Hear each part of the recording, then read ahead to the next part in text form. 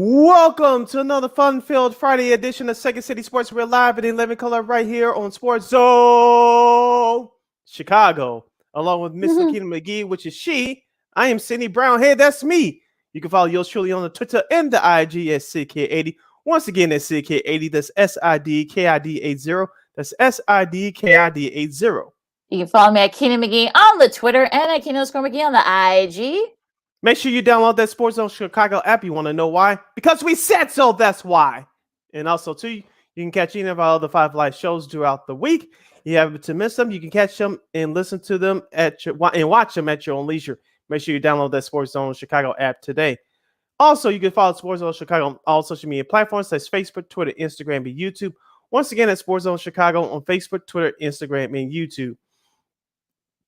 If you want to catch the audio version of this podcast, Second City Sports, you could do so by subscribing to War or Anchor. We're available on all podcast platforms, including the iHeartRadio app. Make sure you type this in your search engine boxes on those podcast platforms. You ready? WARR on Anchor. And you can follow War Media at WARR Media on Facebook, Twitter, Instagram, and YouTube. Once again, at War Media on Facebook, Twitter, Instagram, and YouTube. And thank you very much in advance for your support.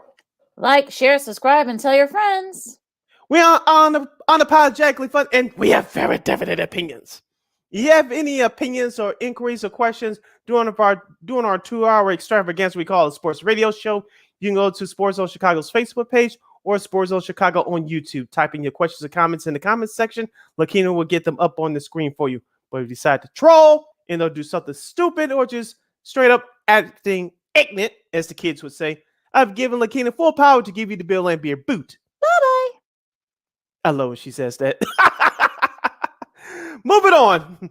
Speaking of giving the opponents the boot, Lakeena, let's start off by discussing the Chicago Bulls in the NBA playoffs. Before we do that, our guest menu for today, coming up in our next segment, we have friend of the show, the governor, Dave Kerner, sports radio anchor and reporter for Newsradio 780 WBBM. He's going to hop on with us to talk about the NFL draft for the Bears, discuss the Bulls, and get into Chicago baseball talk. And of course, next hour, our girl Christine the Queen Manika for KXRB in Sioux Falls, South Dakota, will hop on with us to talk everything sports, entertainment, and more. And we have a lot to talk about with her. She's joined us for consecutive weeks. She has something planned coming up, so she couldn't have a week in between gap. She'll explain a whole lot more about that in the next hour. So, Lakeena, the Chicago Bulls were booted out of the playoffs by the Milwaukee Bucks on Wednesday, 116-100. The Bulls finished the regular season with 46 wins. They got one victory against the Bucks in these playoffs. They were overmatched, especially in these last 3 games by Milwaukee. Milwaukee was the better team. The Bulls, they brought winning basketball back to Chicago. It was the first time that they appeared in the playoffs since 2017. Lakeena, this is just as simple as this. I enjoyed watching this team all year long, despite everything that happened to them, COVID, injuries, inconsistent play, and a bad second half of the season. But if you take off your rose-colored glasses, no pun intended, if you look into the team going down the road, I trust Arturas Karnisovas and Mark Eversley to get this thing done. They're really going to have a critical eye on what this team looks like for next year and beyond.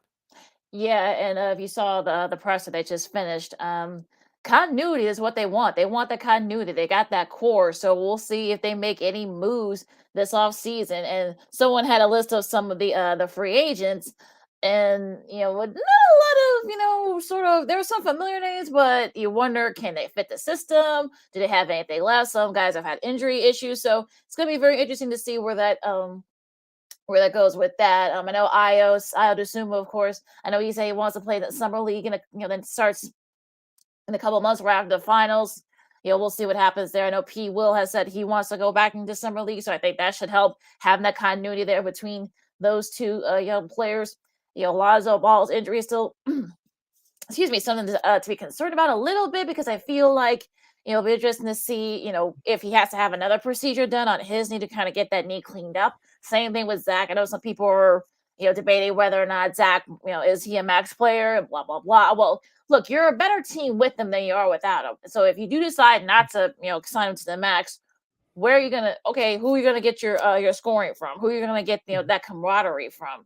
if you will. So who's out there? Who would you trade for? And of course, all Bulls fans, Bulls Twitter have their own little crazy. Hey, how about let's get Rudy Gobert, or let's get AD, or let's get this guy and that guy. Like, come on, guys. I mean, this is why some of you are not NBA executives. Just saying, leave that to the professionals. But I'll be interested to see what AK and Mark Evans decide to do, because they always got something up their sleeve. They always do. So I have full confidence in them. And look, this all season for the Bulls should be very eventful. Yes, we tagged them on the show, Lakeena. Don't you know that bad boys move in silence? So we'll see what happens with AK and Mark Eversley going forward for the Chicago Bulls. Lakeena, Rudy Gobert, I heard that too. Now new GM Danny Ainge, the old Boston Celtic, great. He's running the show in Utah now. Of course, we'll get into what happened to them earlier this week. It looks like it may be changes there. Now, Rudy Gobert, I think you have the numbers in front of you, Lakeena.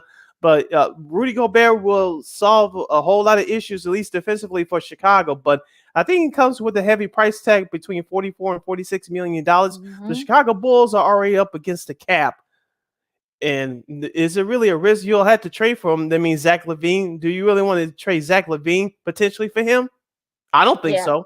I don't think it's worth it. I mean, he's a 3-time defensive player of the year, but at the same time, though, it's going to cost you more than you would if you keep Zach. So that's sort of question. And then I'm kind of wondering, is he even worth it? I mean, he's about, I think, what, 2 or 3 years older than Zach. So I'm a little sort of concerned about the age thing, a little bit of the wear and tear. He's been around the league longer, so he's had some injury issues himself. So let's sort of like slow down and pump the brakes on in that front. But like I said, we'll have time to talk about it with Dave in a little bit. But I want to get into the rest of the playoffs, because we're not going to have time to, because we've got so much to talk about still. Let's talk about some of the series that just ended.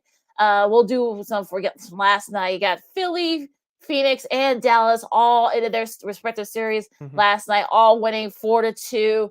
132-97 against Toronto. Finally, the Sixers finally won, because there were some concerns that they were going to blow that 3-0 lead. Yeah, Phoenix, some of you folks in Philadelphia really wanted disaster so you can get out your anger. Yeah, so that's so we can get Doc to lose his job. So thankfully that didn't happen. Phoenix, they finally got it together. Although I will say, I'll give the Pelicans credit.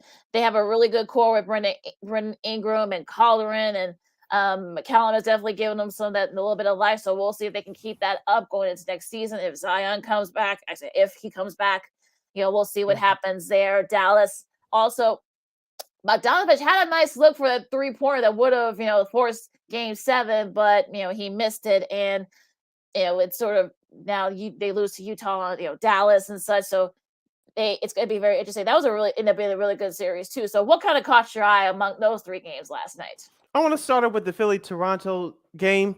Of course, for the drama of it, I was pulling for Toronto, but realistically, I knew Philadelphia was going to win. I didn't think they would dominate like this, but they finally got their act together and closed out a young and scrappy, a good Toronto team. Joel Embiid, who's playing with a torn ligament in his right thumb, he had 33 points. James Harden, the eye, as the kids would say, he had 22 points, including 2 of 5 shooting from downtown. Tyrese Maxey, he had 25 points. Tobias Harris, who's going to be my key player in the next round, that they'll face the Miami Heat, who finished off the Atlanta Hawks without Jimmy Butler the other night. Tobias Harris had 19. On the flip side for Toronto, Pascal Siakam had 24 points. Gary Trent Jr. ended up with 19. Chris Boucher had 25 off the bench. Toronto was I don't want to say they are a try-hard team. They had to be that way because of the injury to now Rookie of the Year Scotty Barnes after that first game. But Toronto is going to be a team that not too many people want to mess with next year. They gave Philly all they had. It wasn't for the injuries. We probably will be previewing the Game 7, but Philadelphia got their act together and they're moving on.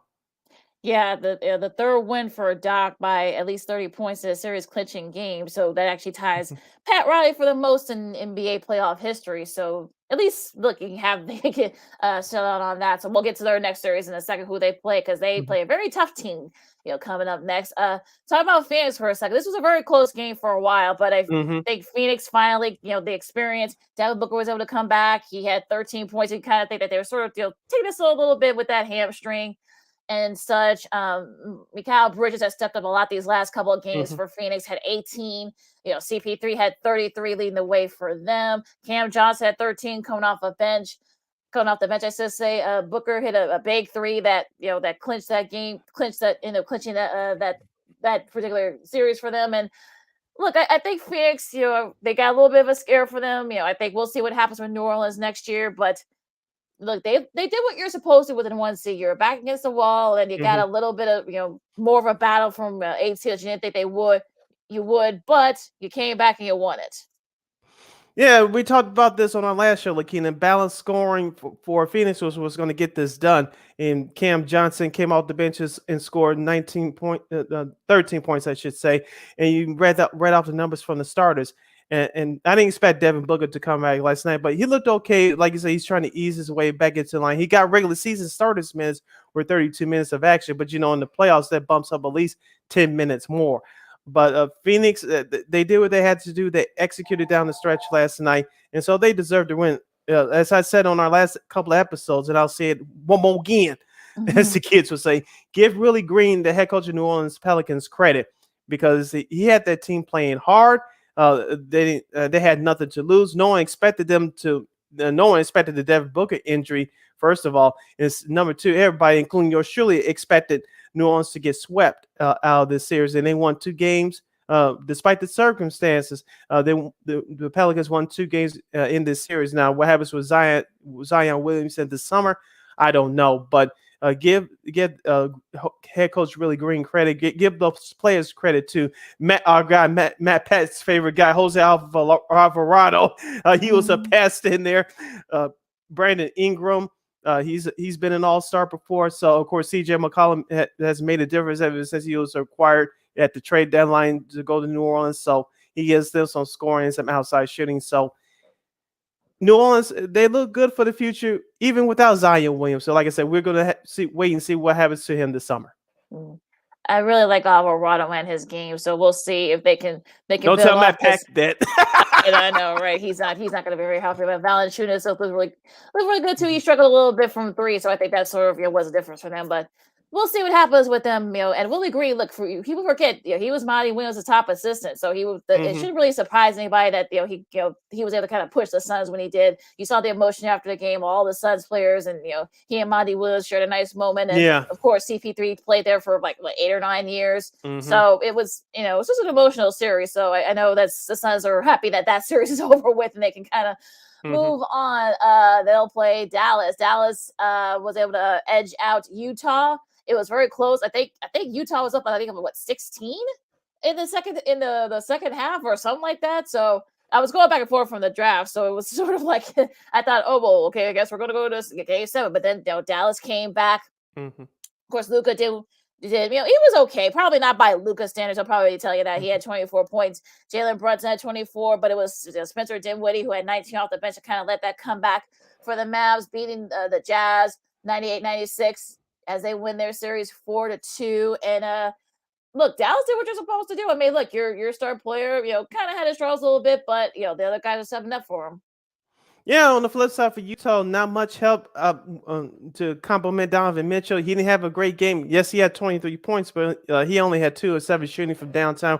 Rudy Gobert gave you a double-double with 10 points and 12 rebounds. Could it be his last game in a Jazz uniform? We'll see this summer. But you didn't get much help from the bench outside of Jordan Clarkson's 15 points. It's too bad the Bulls can't get him, because I know he's not just a stand-up shooter, but I think he's an option that the Bulls could look for. Like I said, we'll get deeper into the Bulls later with our guests. But Jordan Clarkson, his 15 points.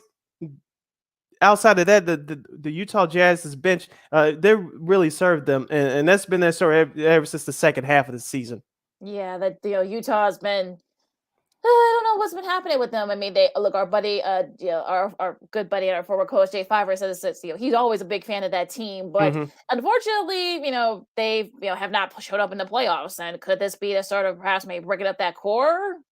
Again, that's something that they'll have to look, to figure out, because this is the second straight season that the Jazz blew a double-digit lead in an elimination game to end their season. So that's not good if you're a Jazz fan. So we'll see what happens there. And Golden State, 102-98 on Wednesday. They ended the Nuggets season, and I think if you're Jokic, you went, you did what you could, to try to kind of hold down the fort with Murray, recovery from his injury. He won't be back till next season. Michael Porter got hurt early this year. He won't be back till next year.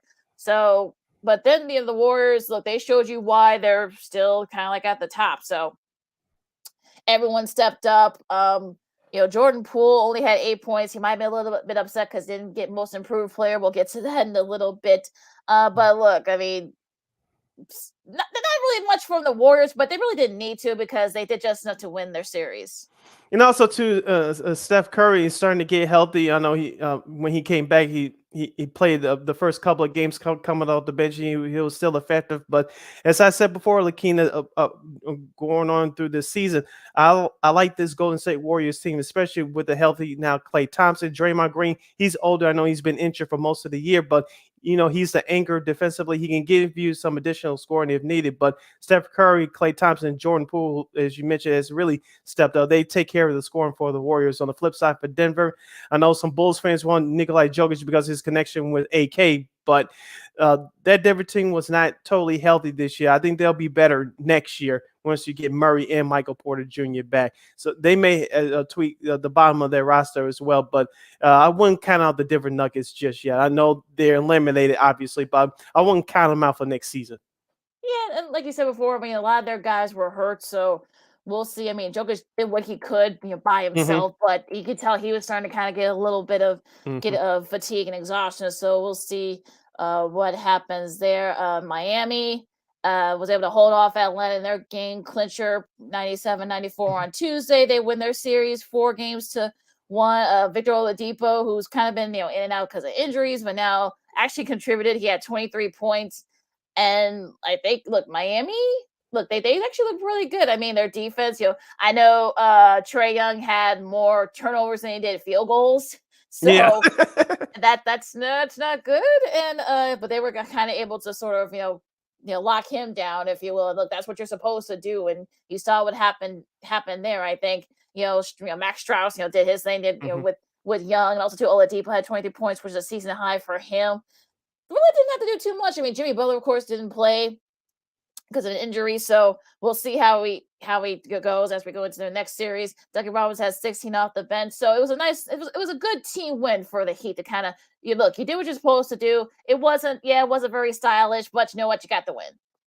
Yeah, as we told you guys all season long, the Miami Heat are a very good defensive team. Give head coach Eric Spoelstra credit. Trae Young didn't have a good game in this series at all, unlike a year ago when he led the Hawks to the Eastern Conference Finals. So it was all about Miami's team defense in this series. It's going to be very interesting in that next series against Philadelphia. I cannot wait to watch that. That should be a lot of fun. We'll talk about that series in a second. Now, there's a big series tonight that could it be, the clincher, or could be Game 7? Memphis and Minnesota. That'll be at 8 o'clock on ESPN. If you're Minnesota, you're kicking yourself because you had a chance to perhaps maybe take advantage of the series yourselves, but you let that opportunity slip, and now you're on the brink of elimination. You get Game 6 at home. You Cats, step up. Anthony Edwards, step up. You're gonna have to do something, because if not, you're going to be going home. Well, you're going to still be staying home, I guess. Did you see John Morant's dunk the other night over Malik Beasley? It's the best dunk so far in the 2022 season, period. Yeah, because there are already people said it was like the best dunk of all time, which I find. Oh, stop it. Stop it. Recency bias, please. Can we stop that with the recency stuff? I'm over that. And look, D'Angelo Russell, if you're kicking yourself because you slipped.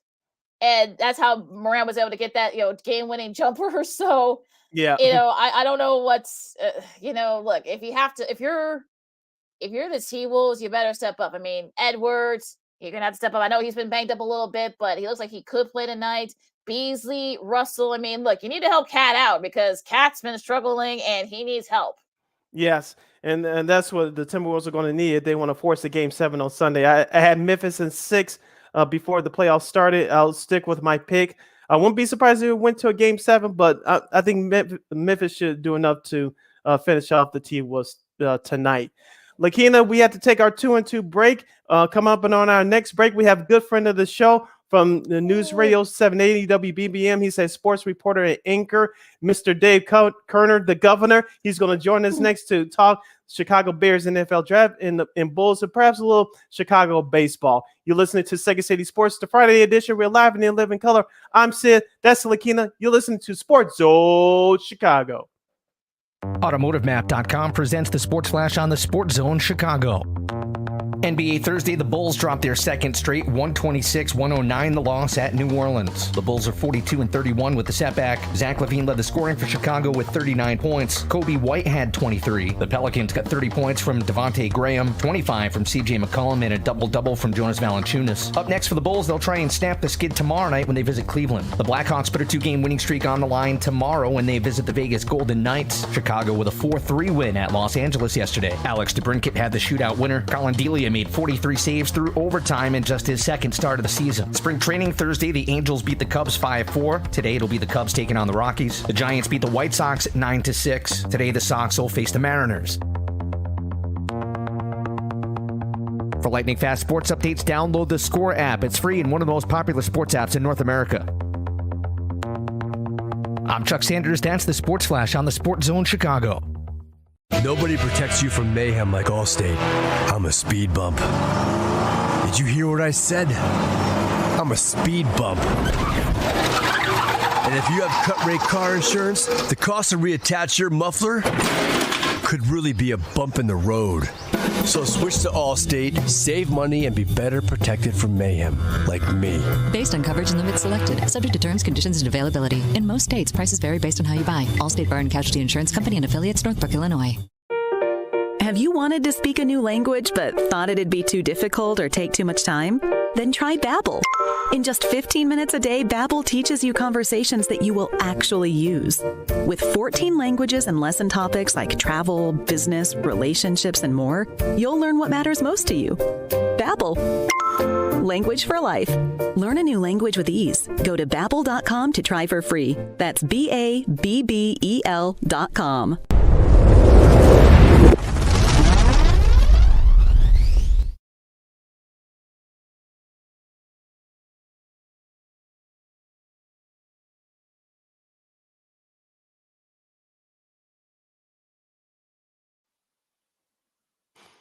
Welcome back to Second City Sports. We're live and in living color right here on the Friday edition, right here on Sports Zone Chicago, along with Miss Lakeena McGee, which is she. I ain't Sydney Brown. Hey, that's me. You have a question or comment for us during our now 90-minute extravaganza. You can go to Sports Zone Chicago's Facebook page or Sports Zone Chicago on YouTube. Type in your questions and comments in the comment section. Lakeena will get them up on the screen for you. And joining us now, he's a friend of the show. He's a sports anchor and reporter for Newsradio 780 WBBM here in Chicago. He's the governor of the one and only Mr. Dave Kerner. Dave, welcome back to the show. How are you? Hello, people. How are you?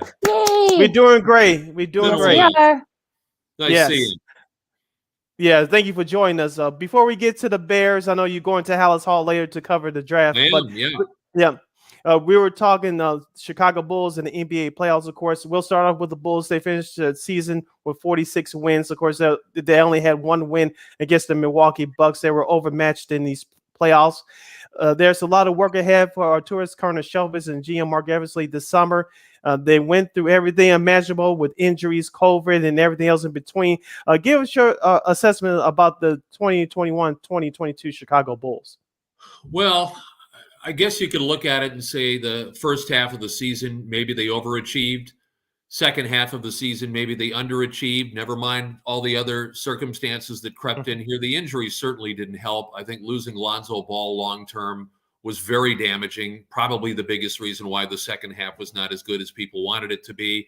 And honestly, I think the way the Bucks series turned out, that's about what I thought. I figured 5 games. Maybe they would have won a game at home. They surprised people, of course, with the Game 2 win in Milwaukee and coming back home and no Chris Middleton. And you think, okay, maybe there's some momentum here, and it vanished in a hurry. So that was about the result, I guess, I would have expected.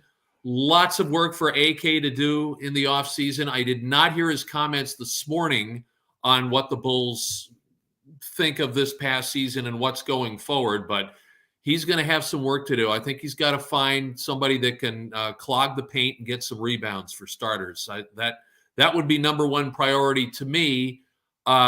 Maybe he's going to decide it's making sure Zach LaVine stays. I don't know. Zach basically, I did note his comments this morning. He did say, we are going to look ahead and look at the whole market. So he's not going to close himself to the possibility of leaving.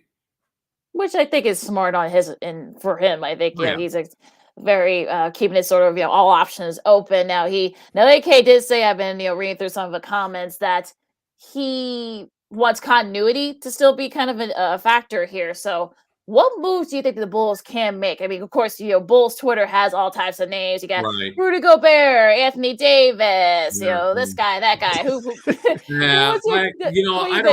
I don't know if they're going to make a big splashy move like that. I think AK's right in preaching some continuity here, but I do think you need to change. You need to alter the defensive look of this team beyond Caruso, who unfortunately just really wasn't able to stay healthy much of the season. And that was a problem for them. I really think they need that large presence in the paint that's going to get you rebounds at both ends. It's just amazing. Game in and game out, it seemed to me how the Bulls got so few offensive rebounds. Just unbelievable how many one and dones. They got to try to put a stop to that. So I think if AK can start with that, whatever that route is, and I don't know what that route is, to be honest with you. I don't know if it's sign a particular free agent or you're targeting 3 or 4 guys in the draft and go after that one guy. But I think that's like the one thing he's got to look at. And, also hope, obviously, for some maturity and improved play out of Kobe White, out of Patrick Williams, out of those young guys that, you believe have got more in them and more potential. So take those 2 elements, put them in with this current group, hope you don't lose Zach, and you're going to have, I think, a much better team next season. Staying with the Bulls, Dave, of course, Lakeena and myself have been talking about Nikolai Vucevic all season long. We know what kind of player he is. We saw that in Orlando. We saw that when the new management team brought him in at the trade deadline last season during that shortened season. Of course, Lakeena's mentioned she's on Bulls Twitter way more than I am. And, of course, Nikolai Vucevic, in my personal opinion, gets blamed just a little bit too much for everything. If Zach LaVine misses a shot, it's Vucevic's fault. If he doesn't dive for a someone doesn't dive for a loose fault, it's Vucevic's fault. Give us your assessment on Nikolai Vucevic, because we know the stories over the summer that DeMar DeRozan and Lonzo Ball both wanted to play with them, and that's why they're both here. Give us your assessment on Nikolai Vucevic. Yeah, I tended to think that the Bulls spent a lot of the season, maybe not so much in the second half, but certainly in the first half, when, interestingly, they were going well, trying to figure out how he fits in offensively, where he should go in terms of a rotation, what are his main 1 or 2 tasks. And I think there was kind of like this, not never-ending search for that, but a big search for that. And they may have found it to a point. One thing about Vooch, it seems, if he misses his first 2 or 3 threes, it's likely going to be a difficult night. He doesn't strike me anyway as a guy where it's like, look, let's just keep giving him the ball beyond the arc and he's going to work out of it. It's almost like he's got to have it right off the bat. Or if he doesn't, all right, you better find him a way to post up and play more inside. And it just seemed like the Bulls were forever trying to find that role for him. I still think he could be really valuable. Maybe now with a full season of a Billy Donovan offense under his belt, he's going to take that to another level next season. I have a lot of faith. I think he's going to do that. And to me, don't blame the guy when Zach isn't making long-range shots, when DeRozan's having an off night.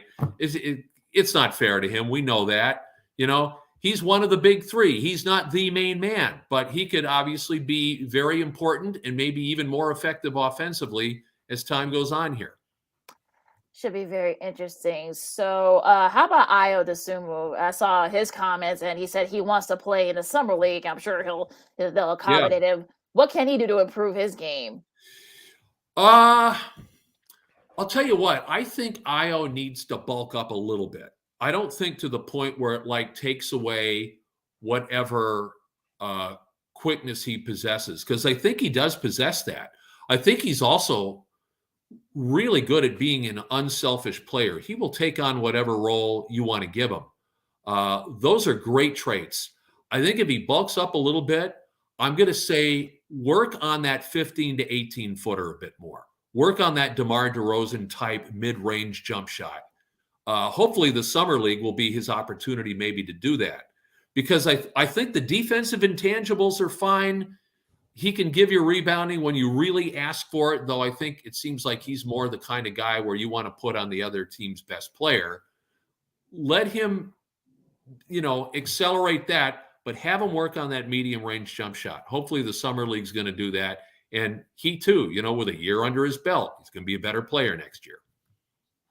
One last question about the Bulls from me, Dave, before we move on to the Bears. Billy Donovan, of course, there's always a couple of people that don't like what he does, but me personally, I'm a big fan of his. He's a very good coach. He's a perfect coach for this team. Talk to us about his impact on this Bulls team and perhaps going forward and as they try to become a championship contending team. I think really solid. I don't know if I would give Billy an A for like X's and O's, but I think in terms of how he deals with the players, how he tries to use them, and also his realism with the team. When things aren't going great, he's not going to trash them, but he's going to let you know what? Things aren't right, and here's why I think they're not right. He's going to be reasonable about that. I just think man-to-man relationship type guy, I think he's top-notch. And you know what? You can have a bench and an assistant like a Mo Cheeks that can help out, iron out the X's and O's a little bit. But, he's had success at all different levels. I think he's a great coach. I'm with you, Sid. I think he's just right for this team right now. We'll see what happens if they're elite and good and everybody knows what they can do. But for this developing period, I think it was a great hire by the Bulls to bring him on. And I'm fine with him. One thing with Billy, which I thought was very interesting, and he did, when they were winning, when you were at November and December and even into January, when they were winning all kinds of games, and Billy would come on for post game and he'd speak to the media, and people were maybe like a little giddy about what the Bulls had done on that night, and oh boy, here they go, and then it's like, I'm not going to throw like a wet towel on this, but I'm going to make people realize that we got to be realistic here. This is good, but it's still not to the level it needs to be if you want to be like an elite or a deep playoff team. And he warned people of that for weeks. And then when things went a bit south, I hate to say it, he could sort of say, I told you so. But again, he's the right guy for the job. Yeah, I concur with you. Talking with WBBM News Radio 780's Dave Kerner here on Second City Sports on Sports Zone Chicago. Sydney Brown, Lakeena McGee. Let's go to the Bears, Dave. The Bears have 2 second-rounders for tonight. Second-round picks, I should say, for tonight. Where do you think Ryan Poles is his first draft? As GM, what direction do you think he decides to go? Because there are a lot of holes still, even with all the moves they've made so far. Yeah. There's all kinds of holes. I try to group this day together right now with 2 seconds and a third. And what would he do? To me, and he, he may think, look, I really do want to accelerate the trenches, because being a former offensive lineman himself, I think he places a lot of value in that. But I think he also knows you still need a lot of help at wide receiver. So there's enough receivers out there. I think one of those 3 picks tonight will be used on one on an O lineman, probably one on a defensive lineman. That would be my guess. Safety, I think, could also play into it as well. So many directions to go, but I think Poles wants to fortify the line. I don't know if the Bears did as much, certainly in free agency, with the offensive line as people hoped he would and thought he would. So now I think you've got to try to go and fortify something in the draft. If you can get a wide receiver you like, fine. But I think Poles might be like a lot of GMs. It really does start in the trenches. It really does start on the offensive and defensive lines in terms of building on out. From an outsider's perspective, looking in, Dave, I'm speaking about new head coach Matt Eberflus. It looks like to me that he's going to install. I know I hate doing this, but in sports media, as you well know, we compare current people to the people in the past all the time. Yeah. But it seems to me that Matt Eberflus is going to follow the Lovie Smith plan. You got to be in a certain shape, a certain way, because he wants to force turnovers and play fast on defense. Yeah. I think that's good. But talk to us about his attitude. It seems to me that he's an accountability guy. He's going to hold people accountable. And I think the veterans that are left over from the Matt Nagy era, like Eddie Jackson, this is going to be huge for this team moving forward. Yeah. To your point on Lovie Smith, let me tell you a story. First, I got to essentially be at Hallis Hall day to day as a Bears reporter for Lovie's first couple of seasons. And that even involved the ability to watch a lot of practice. Not so much the case now with the media that go there. I do not go there on a regular basis. I will be there tonight. I can recall more than one or two practices where Lovie had these drills for the defense where he had multiple players moving to the ball carrier and demanded, all right, you got to go in there and you've got to try to strip the ball and somebody else has got to take it away and run it back the other way. That was like his big thing in terms of trying to develop a turnover mentality for the defense. Matt Eberflus strikes me as the 2022 version of Lovie in that regard. And I think he's going to try to do that. Now, the question is, how many of the players on that Bears defense now will fit that? I don't think even he knows at this point, and that's why maybe this first year it's going to be a little bumpy because you're trying to figure out, okay, who's going to really buy into that sort of thing and who will not. So you got to figure right whoever they draft tonight and tomorrow on the defense is going to have that kind of mentality. That's something that we presume that these guys are really looking for because you want to inject that attitude as quickly as you can.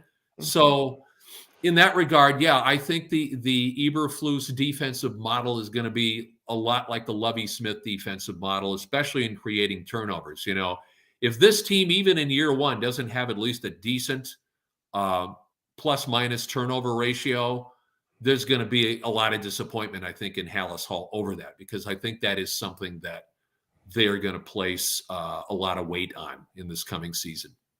What are the real expectations for the Bears this year? Maybe 5 games, 6 games? Yeah, of course, we don't know the schedule yet, right? That'll be out, I believe, in another few weeks. But, if we assume the usual difficulties, as a more bottom team, they get a better schedule and the division as it is, I could see maybe like a 7-10 team. I think that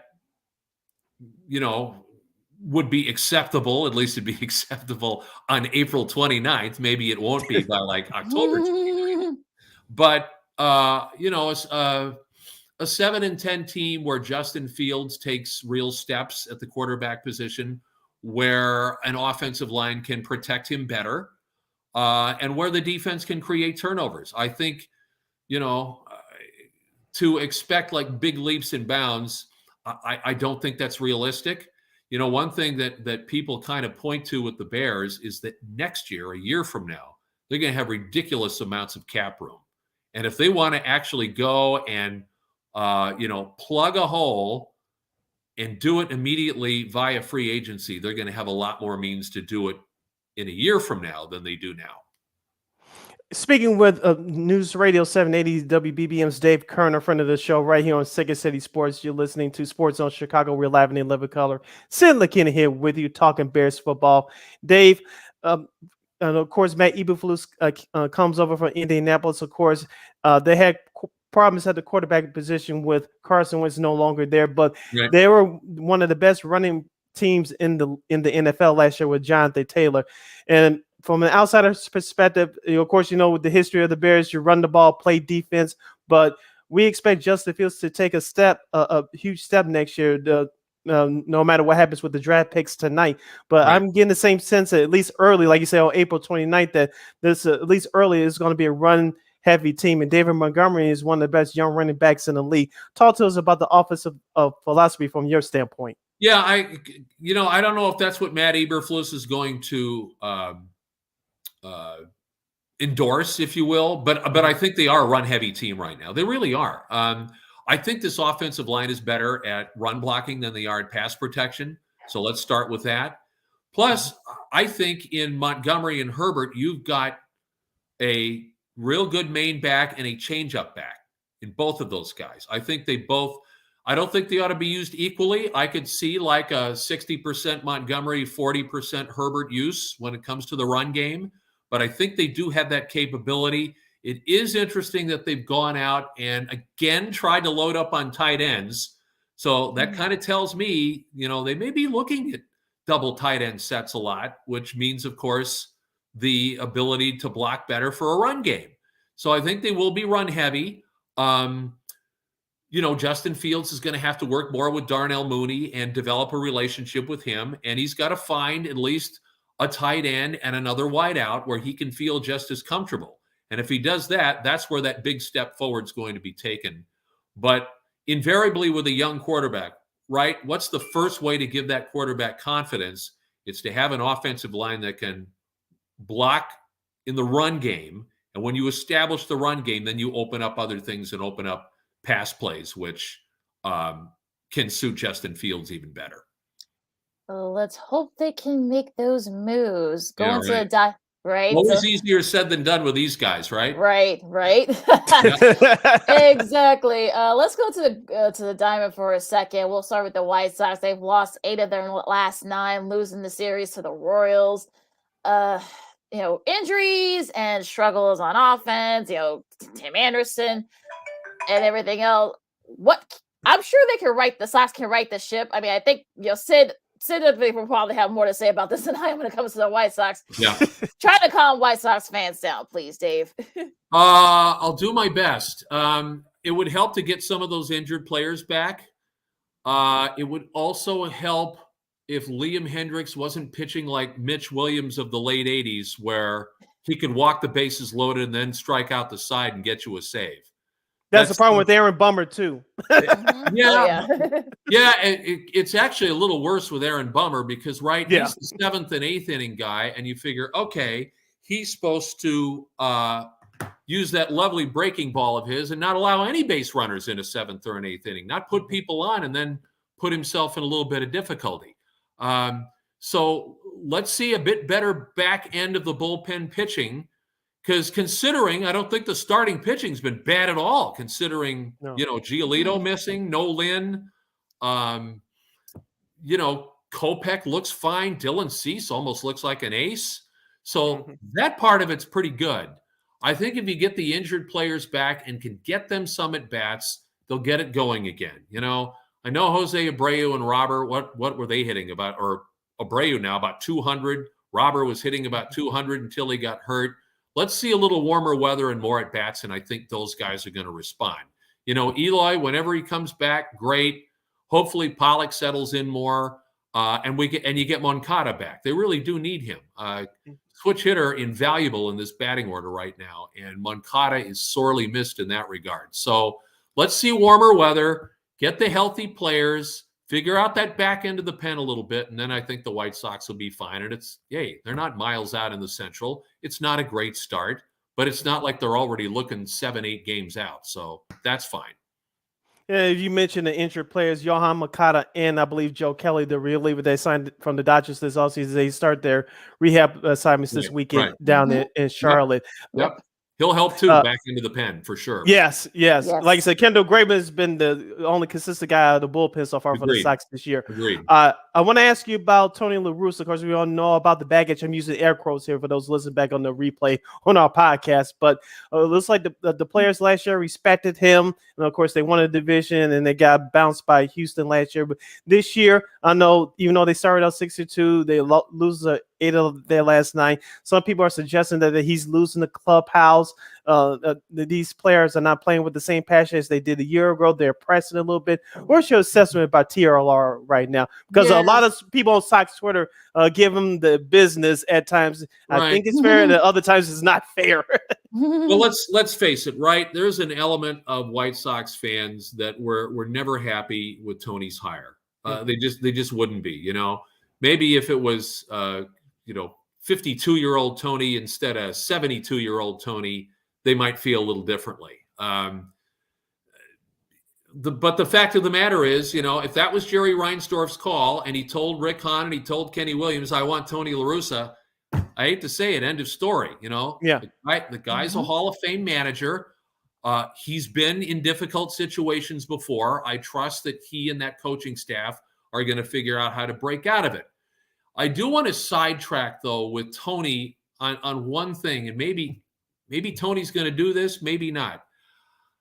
There's something off about Tim Anderson. I can't explain it. I don't know what it is. He's made 7 errors in the field. I'm sure you guys saw yesterday's game in the 9th inning when he hits a ground ball that forces a wild throw, and he doesn't hustle to first base. If he gets on first base, the White Sox probably would have won that game in 9 innings yesterday. Yeah. So I don't know if that means Tony's got to, you know, close the door and sit TA down and say, hey, is everything all right? You know, is there anything we can do? You know, just kind of have TA's mind a little clearer and a little straighter going forward.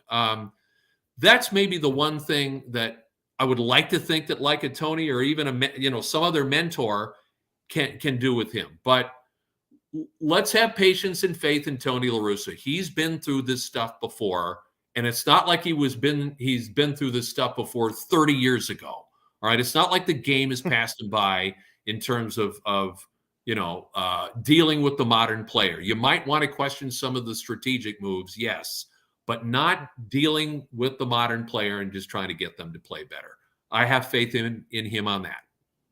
Well, the Cubs are 8-11. They've actually been playing a little bit better. I think for me, as long as they sort of finish right around 500 or right near the 500 mark, that's considered a really good season. They've got really solid, of course, Kyle Hendricks and Wisdom's been, been hitting real well, I should say. Ian Happ's been really good. They got a lot of great young talent. Where do you think the Cubs where do you think they stand with the Cubs right now? I think the Cubs are still going to be searching for something that works consistently for them. They don't have enough quality starting pitching. They just don't. I don't know. When Wade Miley is healthy, I don't know if he's the answer. I'm not all that impressed with Leiter Jr. right now. Smiley's been pretty good. Of course, Kyle Hendricks speaks for himself. Hopefully, Marcus Stroman can give you a little more consistency. Don't know if you can say that. So they need more of that starting pitching to help them out. I think the bullpen has got possibilities. It is interesting that they haven't looked at that bullpen and decided, okay, this guy's the closer and we want to try him. They brought in David Robertson basically off the street. It's almost like he's going to be sort of like the 1-year closer, or maybe the closer until he's ineffective, and then maybe we'll turn to somebody else. So the bullpen does have potential and youth and talent. So I like that. The everyday lineup, there's some good points and some bad. Ian Happ can be streaky, hitting for power. I would leave Wilson Contreras alone. I know there's talk about, let's trade him. Why? To me, why would you trade him? To me, he's like the 10-year catcher. Keep him, please. Don't entertain those ideas. Schwindel, can he keep it up? Wisdom is homer or strikeout. So you're going to have to ride those highs and lows with those guys and hope that consistently they're going to get more at-bats and learn what it takes to be a solid all-around major league hitters. There is that possibility. I think if Nico Horner stays healthy, he'll be fine. And leave him at shortstop. And they've got a young enough everyday lineup that they can maybe even be more dangerous and have a better second half to the season than a first half. But no illusions here, Lakeena. I don't think they're an above 500 team, at least not right now. Last moment or two with our good buddy Dave Kerner from WBBM News Radio 780 right here on Second City Sports. The Friday edition. We're live in 11 color right here on Sports Zone Chicago. Sid, Lakeena here with you. Last question from me, Dave. I tried to avoid them in this interview, but I had to ask you a question about the Blackhawks. Of course, yours surely was there a couple of weeks ago to say goodbye to Pat Foley. No, I did not cry for the record, but it looks like new GM Kyle Davidson is going to have a lot of work to do this offseason. Jonathan Taves, Patrick Kane, we don't know. Yeah, I know they're free agents a year from now, along with Alex DeBrincat. They should do everything, in my opinion, to keep DeBrincat. He's the future of this franchise. But give us your state of the Blackhawks right now. Well, there's a lot of work to do. There's no doubt about it. Kyle Davidson's got to find 4 defensemen he can really rely on. And honestly, they're not there yet. Now, I don't say that meaning they're not with the Blackhawks organization yet. There may be a couple of those guys there now, but right now that isn't there. And I'm sorry, the veterans like Calvin DeHaan and Connor Murphy, I don't put them in that category. So they need that. Perfectly understood why they decided to part with Marc-Andre Fleury at the deadline. They're obviously trying to stock up on draft picks. That's fine. I'm not sure who, though, in the organization is going to emerge as a number 1 goalie. So whether they hope they're going to draft that guy and develop him over 2 or 3 years, maybe that's going to be their tact. I don't know. And of course, there's the question of Taves and Kane. Did they stay? Did they go? For me, I could see Taves leaving and Kane staying. Patrick Kane's still unbelievably productive. Jonathan Taves has had situations in his career, injury situations, that have clearly slowed him down and not made him the player he was. So if he decides he wants to, move closer to his home in Winnipeg somehow, play somewhere, perfectly understandable. Now, the money, of course, is the huge hurdle for any team that wants to pick up these guys. But, very often when you have a team that targets a player, even an experienced veteran player that's been productive, they're going to find a way to do something and make a deal. So it wouldn't shock me with at least one or both of those guys that other teams may think about that over the summer. But in terms of both of them still being here next season, I have to admit I'd be surprised by that. And yes, DeBrincat, 40-goal scorer. He's their one natural goal scorer right now. You bet, and he's young, of course. You better try to keep him around a little bit. And that was just my last question to you. What do you think about DeBrincat? So yeah, I'm with you. Better try to keep that guy, because I think he can be a part of your core. I think he has defensive liabilities, but they really do. They got to find goal scoring. Too often Derek King was talking about how I've really only got 1 and maybe 2 lines that can give me scoring from night to night. And it's not like you expect it from all 4 lines. You don't. But when you're very dependent on maybe 3 guys or even 2 guys on a second line and a top line, it can make it pretty tough to try to win games night after night. You can listen to Mr. Kerner for the coverage of the Bears NFL draft on WBBM News Radio 780. I'm sure it's streaming somewhere, right, Sid? Because on the Odyssey app. Odyssey app. Yeah, absolutely. Yes, absolutely. We will have, of course, coverage as the picks are made, and we'll be talking about them through the evening.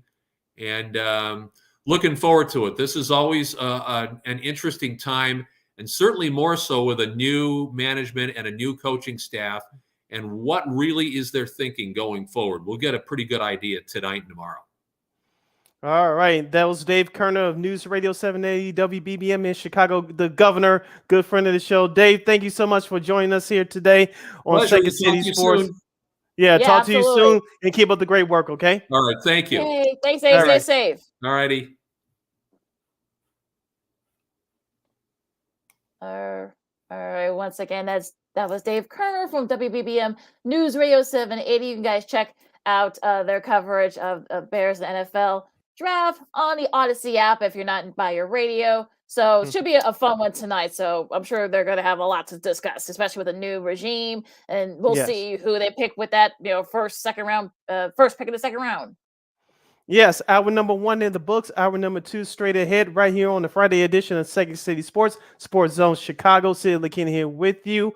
We have the NFL draft to discuss, Lakeena, baseball as well. And, of course, our good buddy Christine Manika from KXRB in Sioux Falls, South Dakota will join us as well to help us sort out through all these sports issues and more. So stay right there. Don't move a muscle. You're listening to Sports Zone Chicago. AutomotiveMap.com presents the Sports Flash on the Sports Zone Chicago.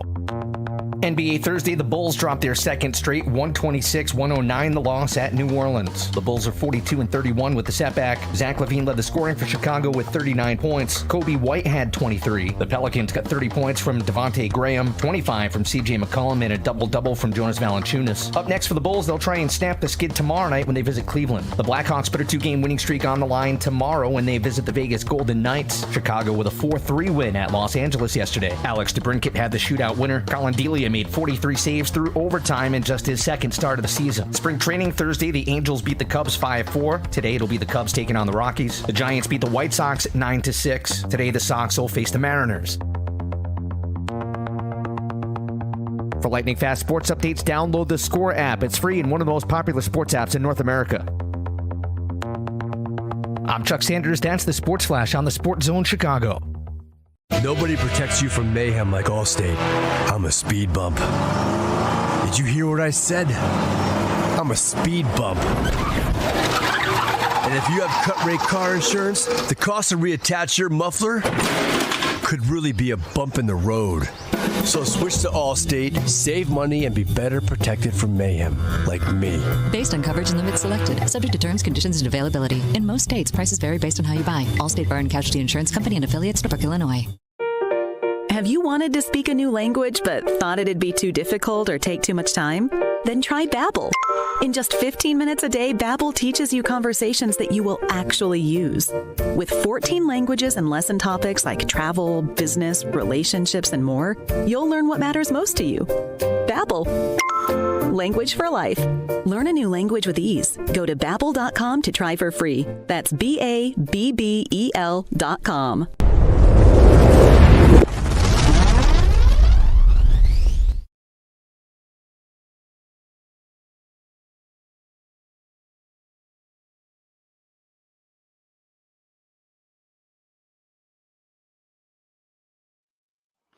Welcome back to hour number 2 of Second City Sports, the Friday edition. We're live and in living color right here on Sports Zone Chicago, along with Miss Lakeena McGee, which is she. I am Sydney Brown. Hey, that's me. You can follow yours truly on the Twitter and the IG at SidK80.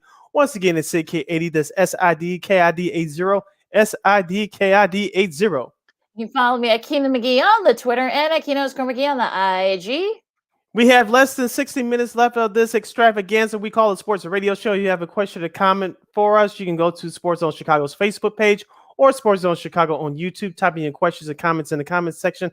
Lakeena will get them up on the screen for you. Lakeena, let's kick off hour number 2 of this fabulous program by discussing Chicago baseball.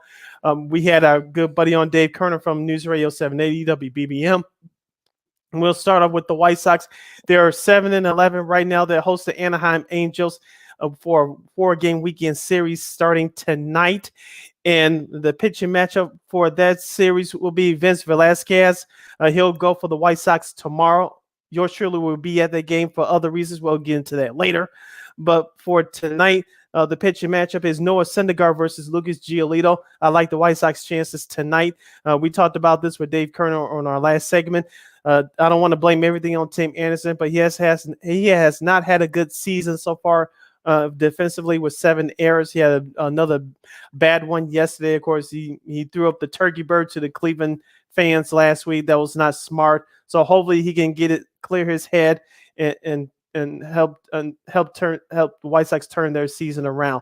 Now, what I observed from that Kansas City series, Dylan Cease pitched his off on Wednesday. The Sox almost blew that one. Mm-hmm. And when we talked about it around this time last week, again on our last show, Lucas Giolito, as Dave mentioned in our last segment, he pitched his you-know-what off with 9 strikeouts last Sunday in Minnesota. The White Sox should have won that game, but they gave that game away. This time last Friday at Minnesota, Michael Kopech, who lost the game yesterday, didn't pitch great, but the White Sox still had the chances. Michael Kopech struck out 9 batters from the Twins. They lost that one with the bases loaded. Thank you, Jake Berger. But anywho, what I observed from that Kansas City series, Lakeena, yes, the weather has played a factor, not a huge factor, but a small factor. What do we talk about? Exactly. And what did we talk about, Lakeena, before with this White Sox team? They're a station-to-station team. I know before heading to last weekend's action, they led the American League in stolen bases. Now, with the injuries to Luis Robert, that hampers things a little bit from that department. But what I observed in that Kansas City series, you still try to hit the long ball in cold weather. You cannot do that. What you did during the Tampa Bay series and the Seattle series to open up the home schedule, you played playoff baseball. You moved runners along. You advanced runners from first to third, and you manufactured runs that way, especially in conditions like this. Is supposed to improve a little bit this weekend, but you still had to play that type of baseball. Like Dave said in our last segment, this is not late May, this is not June, this is not July yet. You still had to manufacture runs until you get some of the other guys back. I know Giolito's back now in the rotation, but until you get Lance Lynn back, you have to help out that pitcher set by scoring more than 3 runs a game. Well, I think it's all different factors, and we covered it with Dave just a few minutes ago. Look, you got injuries, you got the weather, you got Tim Anderson. We don't know what's wrong with him. He's actually leading the league in errors, which is a good one. That's not a category you want to lead, especially this early in the season. But look, hopefully they can figure it out. They have a very tough series against a pretty solid Angels team. It should be a really good one tonight. You have, like you say, Noah Syndergaard against Lucas Giolito. He's back from the IL. So this should be a really fun matchup. I don't know. I mean, I don't think, like we've been saying, will it take the weather warming up and guys coming back from injury? I think that's really the most important key here. And I feel like, you know what? I'm sure the Sox will figure it out. This isn't Tony La Russa's first rodeo. But like I said before, you can't lose a division in April. We're going into May now, but you can definitely easily still sort of be out of contention. Now, luckily for the Sox, they play in a very bad division, so they don't have to worry. Perhaps I know they've been struggling with some of the other teams, so they can kind of catch up a bit. But I'm sure they'll figure it out. But you hope that they can figure it out and do it quickly, because if not, you don't want to be so far behind where you can't go so far deep into the hole that you can't get yourself out of it. As you mentioned, this is not a great division. The AL Central, the Tigers are struggling right now. They lost the series early this week to Minnesota. I know Minnesota has a good record right now, but they're not anything to write home about. Now, I'm not scared of them. I told you their starting pitching stinks, and it's going to show that through time. But you have to give them credit right now. And Byron Buxton is healthy. Look at Detroit. As I mentioned, they lost the series at Minnesota earlier this week. Look at Kansas City. I know they took 2 or 3 here in Chicago, but are there anything to write home about? No. And look at Cleveland. They got smashed by the Angels, who you hosting this weekend. So I'm not afraid of them either. But like you said, you cannot fall too far behind. And it starts with every player on that roster looking at themselves. You can't use the excuse anymore of this is April. Sunday will be May the 1st. You turn our calendar to a whole new month, and the schedule gets tougher there. We'll get to it as we go along here, but you can't use the excuse of it's early anymore. You're starting to get at least a sense of what this team's going to be. No, Eloy's not going to come back for at least another month, a month and a half, so you can't worry about him. As we mentioned in our last segment, Yohan Manika and reliever Joe Keller both started their rehab assignments this weekend in Charlotte with their AAA affiliate, the Charlotte Knights. And so hopefully you get them back within a couple of weeks. But it has to start with every player looking at themselves, being honest with themselves, looking at themselves in the mirror. What can I do better to help turn this situation around? You can tell they're pressing a little bit. The pressure's starting to get to them. Last year, Lakeena, it seemed like everything fell in their favor. Not so far this year. What we always say on this show is the difference between being the hunters and now being the hunted. Right now, they're in the hunted. Yeah, and I think you're getting teams that, I don't know, look, I think there's all types of, compliments as to why the Sox are struggling, but I'm hoping they can figure it out. I mean, like you said, that division is nothing to write home about. That's probably the only saving grace for the White Sox right now. Hopefully, Yes. once guys start coming back, maybe we can kind of and the weather warms up. Hopefully, maybe they can kind of get back to that team that we expected this season. And this is sort of one of those things where, look, it's a long season. You hope that you can figure it out, but if not, like we said, the schedule just gets tougher for the Sox this coming month in May. And we got the Angels. Actually, they've looked even better than I think a lot of people thought. Yes. And Syndergaard, of course, because got Shohei Ohtani, and they got a really solid Mike Trout, among others. So they got 4 with them. This weekend going into Monday, so that should be interesting. And of course, you get an early sort of 2-gamer against the Cubs. So maybe, and look, last year, I mean, look, I think weird things happen. They got to go at Wrigley. They got 3 against Boston going into later next week. Then you have 3 against the Guardians. Then you have 4 against the Yankees. Yeah, they're starting to turn around here too. Yes, they are. We'll get to them in a second. Now you got a lot of double headers to make up in Kansas City, so you got to be mentally prepared for that.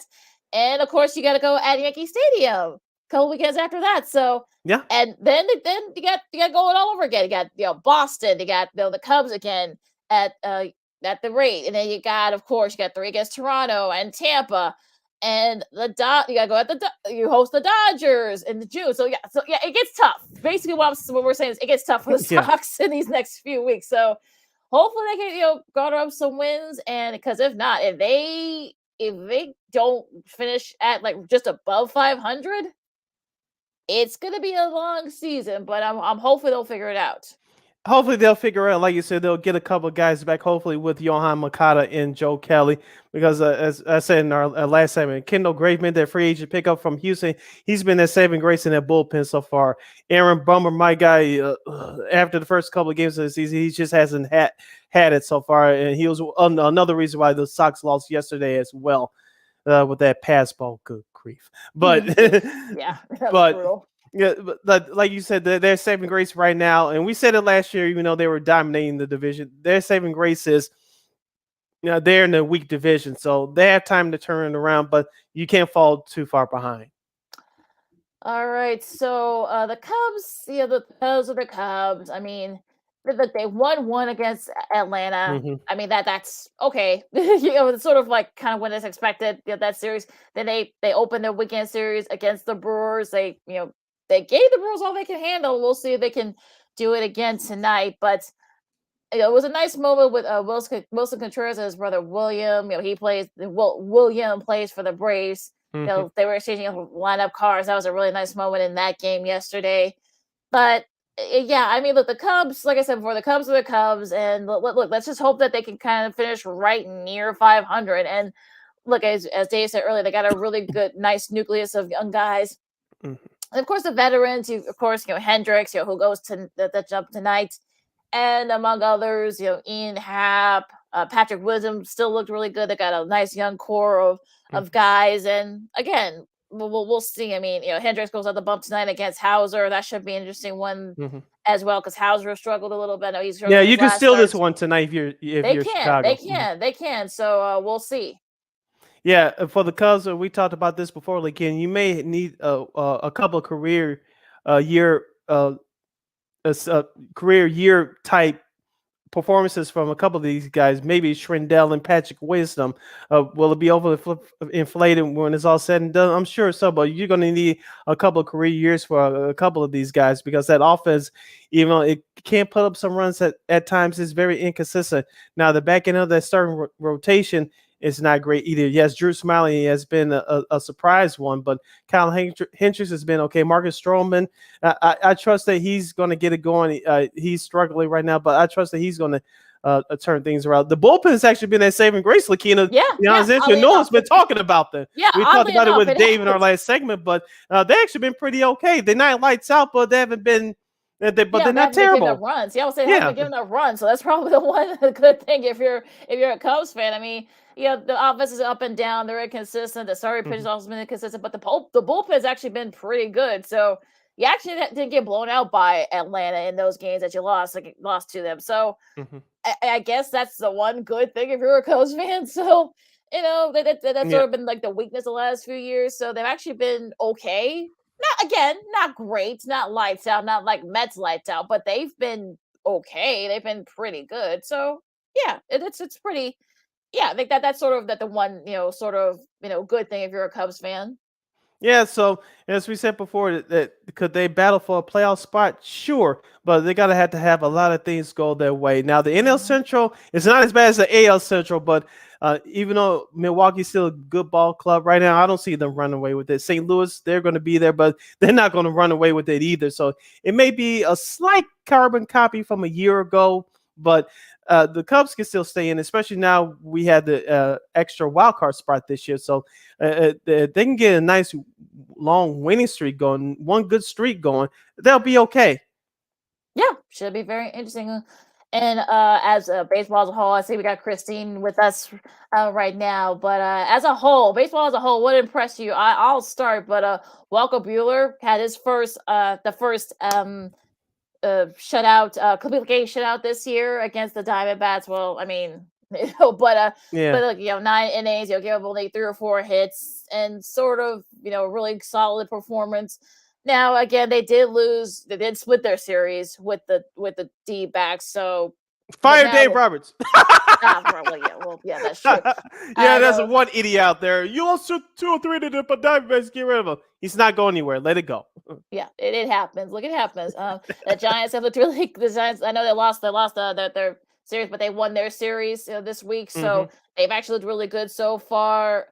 The Phillies are starting to kind of, they've won 4 in a row, so they're starting to kind of catch up a little bit. The Toronto Blue Jays, they're hot. They took care of Boston this week at home. Yeah, do what you're supposed to do against Boston. Yes. 3. The Yankees have looked really good. They've won 6 in a row. Actually doing it with both offense and defense, and also pitching. Yes. Crazy. Anthony Rizzo had a big game the other night I was watching.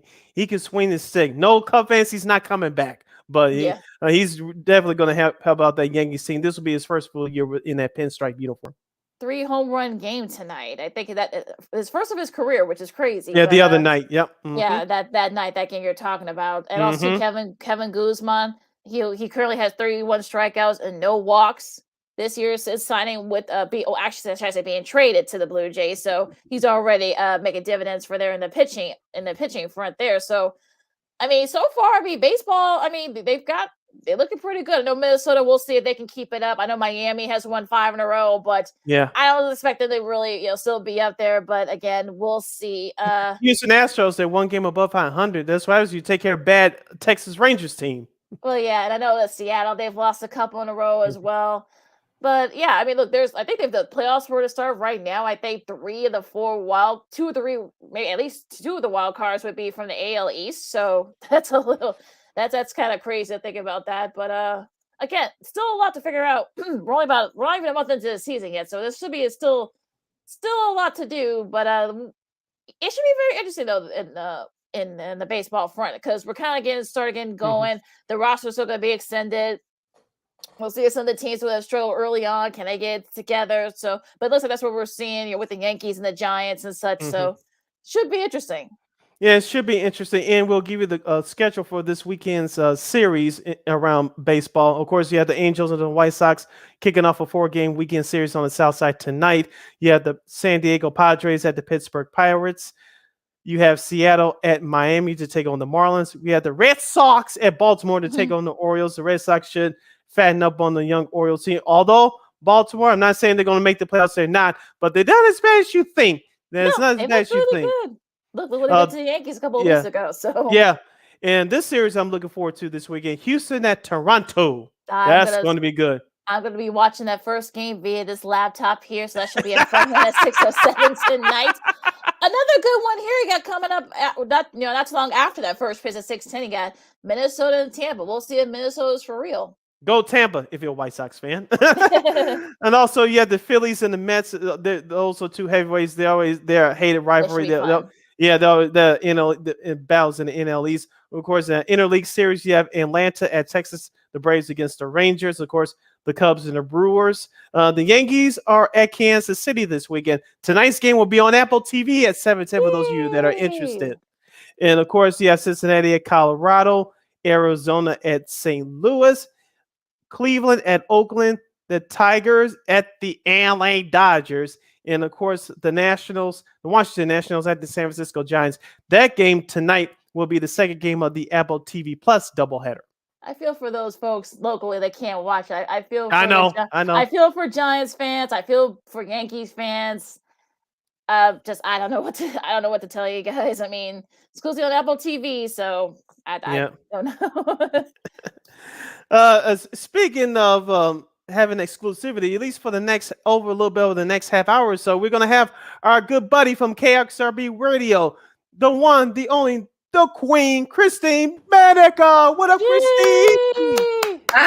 You give me too much credit. Way too much. First she complains that I don't give her credit. Now she gets too much credit. Which one is it? It's too much. It's too much. Speaking of too much, we'll start off with some bad news. Why?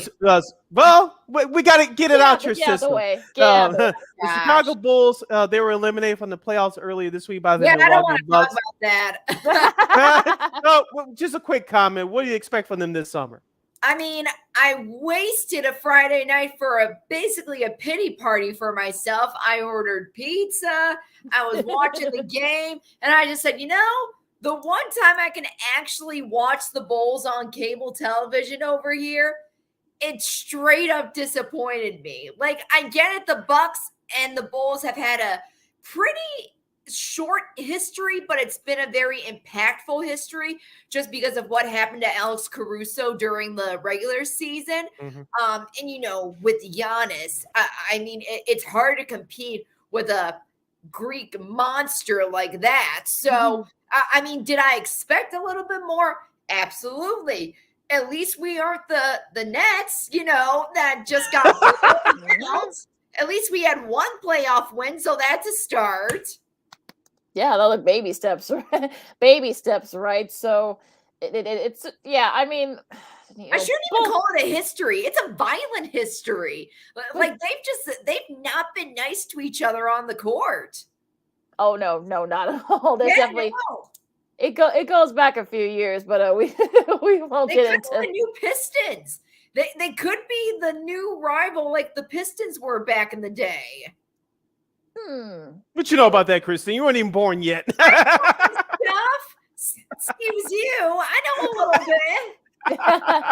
Well, look, they can't do a lot of stuff. They can't do that now. The stuff they can do then. So maybe you'll get guys talking to somebody about somebody's mother and someone's recipe and whatnot. Maybe that's what that is. But well, hey, I'm just saying. But basketball court. Exactly. So. What has impressed you so far with the playoffs as a whole? What teams impressed you so far? What team has disappointed you? I think Miami's got it. We remember Miami just kind of being that dynamic trio with LeBron and Bosh and Wade. Now they're kind of coming into their own a little bit more. So I'm excited to see where they're going to go. As much as I just talked crap about them, I think the Bucks have another chance of possibly having a repeat under their belt. I know a lot of other teams have been dealing with some injuries during this postseason and the playoff time and stuff like that. But as we all know, the playoffs for basketball go on for another month, weeks on end. Like it seems like it's a never ending thing. So there's still plenty of time to see where everyone goes. Yeah, speaking of Brooklyn, Christine, you brought them up a moment ago. They should be up 3-1 preparing for a Game 6 tonight, but that's not the case. But Kyrie Irving's due for an extension this summer. I was listening to some New York sports radio over the last couple of days. Let's be honest here, not too many teams. Wherever you think about his stance was on the vaccination, we're not going to get into that, but that's a whole lot of anger from what that people are coming from as far as that is concerned. But we won't get into that part. But would you give Kyrie the extension? Because let's be honest, Kevin Durant is running that organization now, and let's be fair. The players on that team, it looks like they're split down the middle of we like Kyrie Irving, but we didn't like what he did in terms of the vaccination stuff. But here's the thing: if Kevin Durant doesn't want Kyrie Irving, I think Kyrie Irving will not be there. But call me crazy. I think Kyrie Irving will stay in Brooklyn. He said after they got swept the other night that he wants to stay there. But if you're Brooklyn, you don't want to give him the full max. But but it seems to me that to keep Kevin Durant happy and to keep this winning, quote unquote, potential winning the championship hopes going, then it looks like they'll have no choice but to do that. What are your thoughts on it? There are a lot of layers with that. So let me just break it down really quick. I believe it was Kyrie that said, me and KD should just coach this team. We should just manage this team, which is another side of crazy in itself. If anything, I think it's going to be up to what KD wants to do, just because he's starting to turn into the face of the franchise. So of course they're going to want to make him happy. In regards to if they should give him the extension, I think they should do a proper extension. I don't think they should aim so high with him when it comes to the money.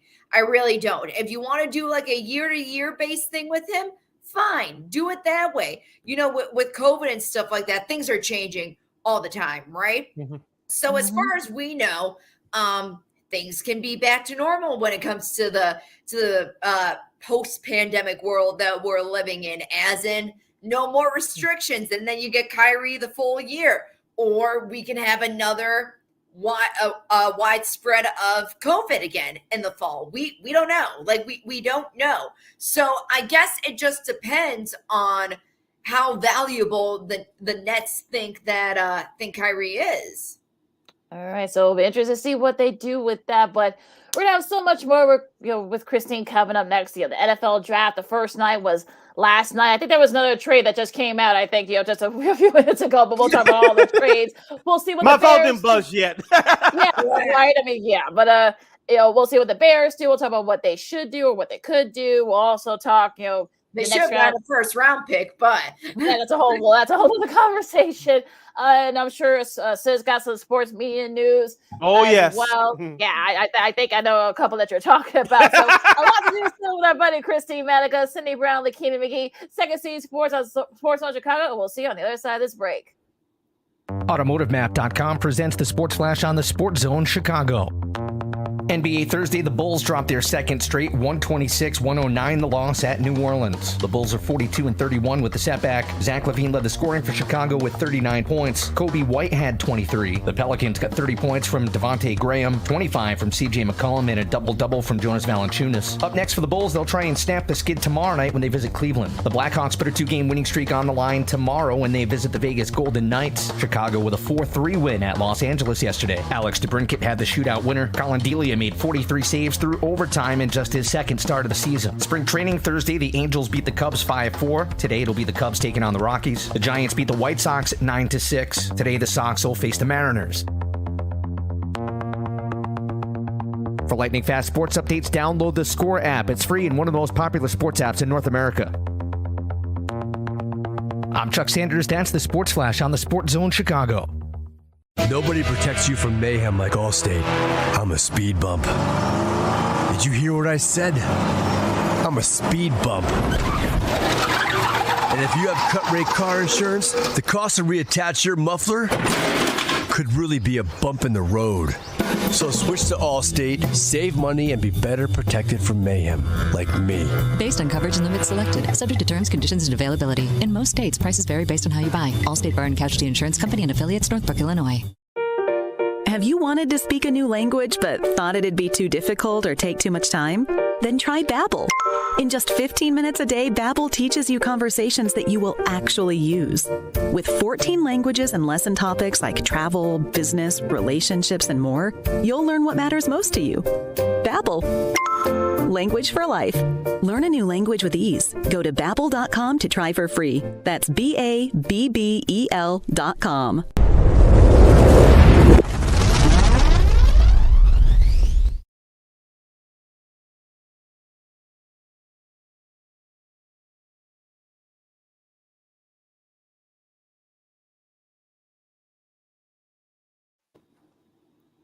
Welcome back to Second City Sports. We're live and in living on the Friday edition right here on Sports Zone Chicago. Sid Lakeena here with you, along with our buddy Christine Manika from KXRB. We have less than a half hour left in this extravaganza we call a sports radio show. If you have any questions or comments for us, you can go to our Facebook page at Sports Zone Chicago or Sports Zone Chicago on YouTube. Type in your questions and comments in the comment section. Lakeena will get them up on the screen for you. Day 2 of the NFL draft takes place tonight. Lakeena will give you the review of the first round that took place last night in just a moment. But Christine, the Bears have 2 second-round picks and a third-round pick in tonight's draft. They have, I believe, 4 of the picks in rounds 4 through 7 tomorrow. What do you expect the Bears to do with their draft picks tonight? This is tough because unlike last year's draft and even the year before, there aren't really any players that stand out. So that's the tough part about this, especially now that the first round already happened. The top prospects are already picked up, so to speak. So you're kind of left with not necessarily the shine or the sparkle of the athlete. You're more looking at now what your team needs fundamentally. Right. And I think, given that the Bears have both, traded people on the offensive and the defensive side of things, it just kind of depends on what you want to strengthen more. Now, Eberflus, he's very good on the defensive side. He already is probably formulating in his head as we speak some different plays for the defense, and he already knows how to strengthen that. I think it would be wise then in that regard if they go on the more offensive route, especially with the loss of a couple of key players on the offensive side. And I think that would be the most beneficial to them. You can always replace Khalil, but if you want a winning team, defense wins it. But who is Fields going to throw the ball to? And I think with that collaboration with Flus and Fields, I think that maybe they have been working together on who they think would be the best fit for that team and where they want to go in the future. Interested to see what they do because you got your wide receivers. There's still a couple of them out there. They could go O-line because that's Ryan Poles' bread and butter since he played O-line. So it'll be they need bodies. I think that's the thing at this point. Yeah. So we'll see. There's a young man from Oklahoma who's a D tackle who's actually from Maywood. So okay. I forgot his. Yeah. So I'm wondering that if he's there, he might be gone though because they're talking about maybe have him going early second round. So we'll see. Yeah. But it'll be interesting where they go tonight because I think there's a lot of places they can go because they got a lot of needs. So we'll see. Yeah. What happens? Some of the craziest that happened. Well, we'll get some like the not so crazy stuff. I mean, Trayvon Walker, talented defensive end from Georgia, went number 1 to Jacksonville. Probably had the chillest reaction to a number 1 pick. His family everyone was just chilling, like, oh, okay, cool, we're going to Jacksonville. Yeah, we're going to Jacksonville. Jacksonville. Right. Like, in all honesty. Well, yeah, I'm sorry, Trevor. It's crazy, but they fulfill a need. Their first play to go number 1, of course, from Georgia since, of course, Matt Stafford in 2009. So he's doing pretty well for himself. We'll see if Walker can do the same thing. Aiden Hudson, I really like this pick from Detroit. Doesn't have to go too far. It's a hometown kid. It's a good pick. Yeah, they fulfill a big need in that defensive front. So he definitely fills a need. So they're actually doing smart things for once in Detroit. So we haven't said that in a while. Right. I know, right? Derek Stingley Jr., who some people thought that would probably be like in the top 10 or just outside the top 10. He ends up going number 3 to Houston. Mm-hmm. Was injured a lot last year. Ahmad, I should say, Sauce Gardner. They call him Sauce from Cincinnati. He goes number 4 to the Jets. Another need that the Jets said safety. So we're gonna have a lot of Sauce jokes too in New York. So oh boy. Yeah, they're going to be about $1 million. So I'm warning you guys right now. Kayvon Thibodeau, another New York team did a good solid. The Giants. He's an edge rusher, very talented edge rusher from Oregon. He's going to the Giants, so they fulfill a big need as well. Just a monster over there. Oh yes. Ike Ekwudu from North Carolina State. O tackle. They get to finally have somebody to protect Sam Darnold.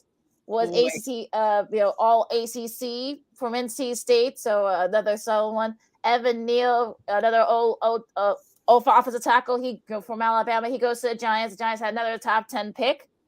Atlanta, Drake London from USC. Who's going to be throwing the ball to him? I don't know, but they there.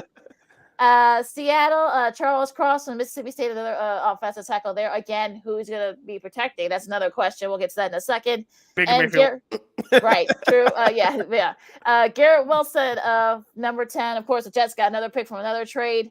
Wide receiver from Ohio State. So, and of course, his teammate, Chris Olave is going to New Orleans after they trade their pick, for the Commanders. So he goes to number 11, and so we'll go through some of the other names. But what do you guys think of some of these names that I've mentioned?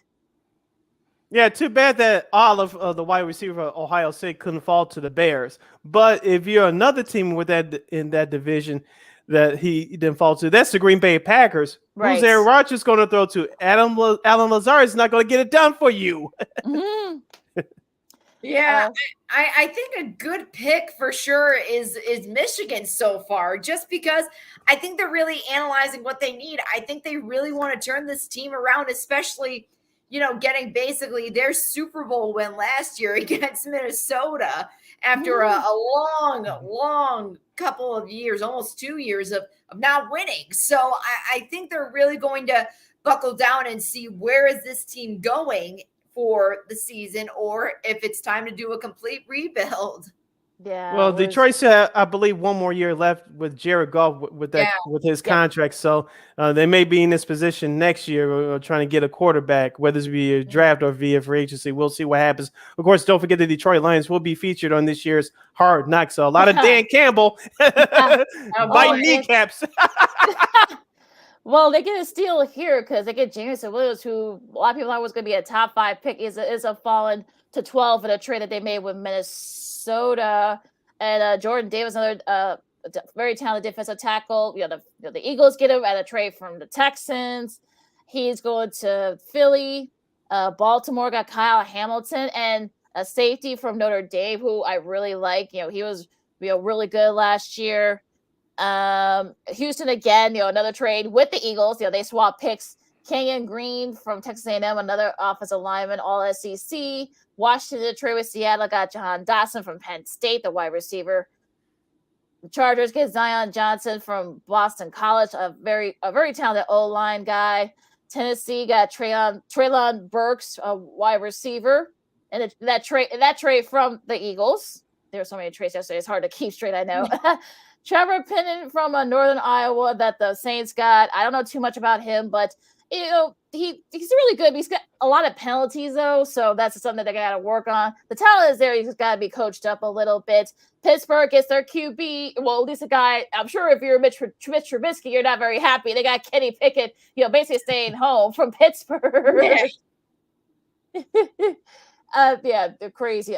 24 years old. I mean, the guy who's a veteran, we know about his hands. So that should be an interesting one over there in Pittsburgh. Trick McDuffie, the talented Washington corner, will go to Kansas City in a trade with the Patriots. The Patriots traded back. Now, speaking of, he was Defensive Player of the Year for the Pac-12 or all Pac-12 on defense.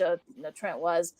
Green Bay, they didn't get that wide receiver, but they did get another, talented Georgia defensive end linebacker Quay Walker, very physical, got natural instincts. So that actually might be a good pick for them. So who knows? Buffalo in that trade to Baltimore, Kyler Elam from Florida. If you know his father Chris had a really good career as well. If you remember that name, oh boy, make you feel old. This Dallas gets Tyler Smith from Tulsa, offensive tackle, which they really need. Baltimore, of course, in that trade with the Bills, got Tyler Lindenbaum from Iowa. Short, I know he's got short arms, but he's very protective. And Lamar, that's what you need, my friend.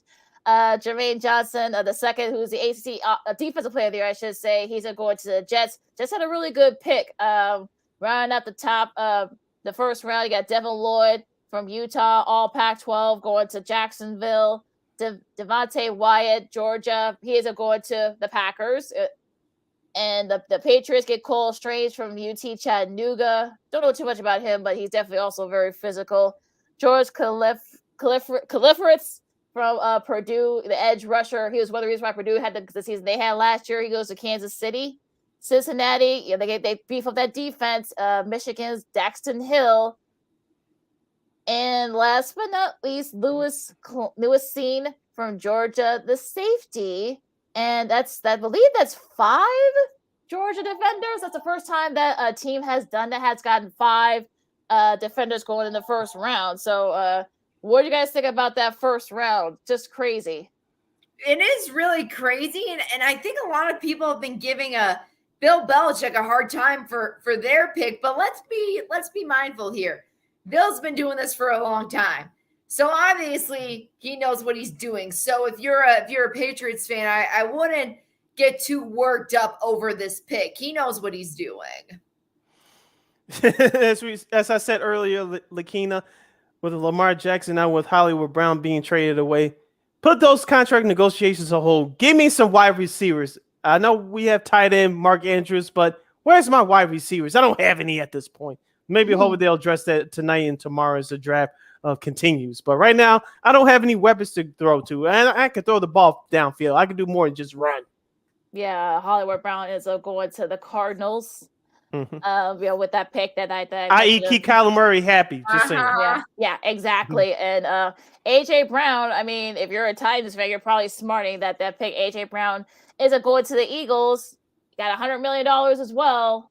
I mean, I don't know if he was Jalen Hurts, but I know they were kind of hamming it up last night if you saw social media. So it's going to be very interesting, with that combination, if that it ends up staying. Now, some of the players that are still out there, of course, you got Malik Willis from Liberty. It's going to be interesting to see where he goes. I mean, Seattle, they picked early in the second round. They might, Mika Kimes will probably lose it if they end up, taking, if he's still there and Seattle gets, I'm sure she'll lose. I know she's been very high on him as well. And there's still a lot of wide receivers out there too. So there's a lot of depth there. So I think if you have the needs, Packers fans and Ravens fans, we'll see how they feel. But there's still a lot of guys available. So it'll be interesting to see what happens tonight and tomorrow. All right. You're listening to Second City Sports, the Friday edition, live in 11 color right here on Sports Zone Chicago. Sid, Lakeena, and Christine with you. Christine, excuse me. Let's go to baseball. Of course, the Chicago White Sox, they kick off a 4-game series with the Man Friends team, the Los Angeles Angels of Anaheim, starting tonight. Yours truly is going to be out there tomorrow and Sunday. Of course, tomorrow, for those of you listening in the Chicagoland area, it's a Southside hockey jersey giveaway day. The first 20,000 fans there. Waiting for this. Yeah, so yours truly is going to be there tomorrow. Sid's going to get his. Check out my receipts, as you young kids would say on social media. I'll get my hockey jersey tomorrow. But with that being said, the White Sox are 7-11 on the year. They blew another game yesterday to Kansas City. They gave a couple away to Minnesota last weekend. Christine, do you have faith that this White Sox team will turn it around, given that the fact that they're in a bad division? Well, like Tony said yesterday, they are 7-11, so now they can get their free slushy or Slurpee from 7-11. So now they can rim shot. Exactly. Heat it up for the rest of the season. So whatever you want to make of that. Look, it's the start of the season. I'm not too worried. I don't think a lot of other fans should be worried either. This series is going to be interesting because we know that the Angels, they've been on a hot streak. They want to keep that momentum going from last year. It's my boyfriend's team, so we're kind of just house divided. Well, I guess the good news is that they don't get Ohtani still pitching to them, so that should be. I guess that's a relief. It's a relief. You're a White Sox. We still got to deal with them at the plate. Well, yeah, that's true too. So that's a whole nother problem. But and you still got Mike Trout there too. Right. So so it'll be a very interesting series tonight. So hopefully there won't be too much sort of battling between you and your guy there, Christine. But no, we'll be fine. Good. It should be a fun series, though. I think it could come down to who gets that big hit. So we'll see. Should be fun. Yeah, you also, like I said, Giolito goes tonight, and Dallas Keuchel, who desperately needs to turn around, he'll go on Sunday. Let's move over to the north side, Christine. The Chicago Cubs lose 2-3 to the Atlanta Braves. Of course, they'll play the Milwaukee Brewers this weekend. From an outsider's perspective, what do you make of the Northsiders? Well, I think it was cute that the Contreras brothers had a little moment before the game. You could tell the emotion of just how proud of they are of each other and where they are now. So it was a sweet moment for sure. Am I surprised they're doing bad? No, they gave away all their players. Like, what do you want me to say? Yeah, they're going to be great. Not just because I'm a White Sox fan, but they gave away, their bread and butter for the team. So can they turn it around? Absolutely. Will they? We don't know. Well, yeah, it could be a while too, but I think I guess baby steps if you're a Cubs fan. So just all keep the baby steps up. And the good news is for all you Cubs fans, it looks like the Ricketts family will not be buying Chelsea, the soccer team. Looks like Are they broke or are they just well, that's a it looks like Dodgers part owner Todd Bowley will be in exclusive negotiations to get the team. Nothing's officially yet, but that's what the various reports coming out from Europe. So we'll see what happens there. We'll keep you guys updated. What's the pressure so far this season from baseball as a whole, Christine? I think it's been exciting. There's been a lot of surprising games, that's for sure. It's great to see Rizzo, really accelerating and succeeding with the Yankees. Maybe this is the momentum that he needed. Maybe he's worth the big contract that they gave him. I don't know. I'm hoping to see a little bit more out of Chris Bryant for the Rockies because, again, they gave him a big contract. Let's see what he can do with that. And so far, I just think it's been a pretty exciting and yet unexpected season. Yeah, really has. Does he have a whole run, or maybe he has one? Maybe he doesn't have any right now because the Rockies gave him all that money and he's not producing. Yeah, I think he's kind of just coasting right now. If that makes sense. Right. I mean, you're playing. Look, you're playing at Coors Field. I think you have like 3 or 4 by now, but yeah. Who knows? So, so I know you got some sports media news. Yes.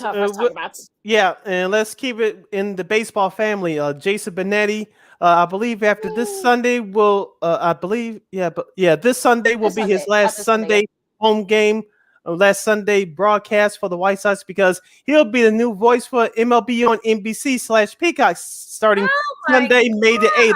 In the first game, and that first game, May the 8th on Sunday, will be exclusively on NBC at 10:30 in the morning Chicago time. That's when the White Sox will take on the Red Sox in Boston. So Jason Benetti will be the new play-by-play voice for the MLB on Peacock, and he'll be joined by Steve Stone for that first game. But for all the other teams thereafter, he'll be joined by that home team's analyst. Yep, that's how they're going to set out. Good for him. Yeah. Yes. Of course, he does stuff for ESPN with college football and college basketball and other events. He does a great job with that StatCast during the home run derby and during the wild card game. So Jason Benetti, me personally, I thought he should have been the voice of Sunday Night Baseball. Forget that A-Rod, Michael K, Manny style garbage. We'll leave that alone. But Jason Benetti, he's going to be the national voice for the MLB on NBC/Peacock starting in 2 weeks. And actually starting next weekend. Yeah, so next weekend. Who's going to be Stone's next-hand guy or girl? I think Connor McKnight's it looks like it's at least like last year. It'll probably be Lynn Casper. Yeah, Lynn Casper. Then Connor McKnight's going to be doing it for the radio on Sunday. So now they're flip-flopping. So now Lynn's going back on TV. I got you. Well, at least for Sunday. Yeah, for Sunday games. Yeah, for Sunday games. Yeah, so or maybe some of the weekend games where Benetti has to travel. So yeah. So, like I said, Jason Benetti is not going anywhere for the White Sox. He'll just be going somewhere on Sundays. So that's the news. Going back to football, Drew Brees and Sean Payton are leading candidates to join the NFL on Fox. Drew Brees as a game analyst, and Sean Payton, as of right now, he'll be joining the Fox NFL Sunday guys in studio.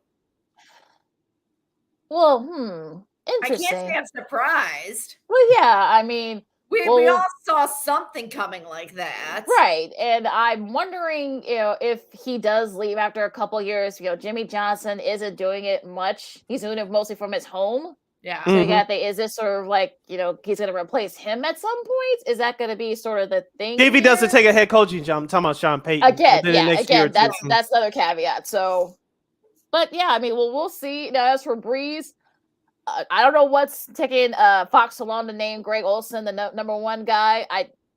Everyone said that Breeze wasn't that good, during the game, during the Rams Bucks divisional game, I should say. Mm-hmm. So he definitely needs the reps.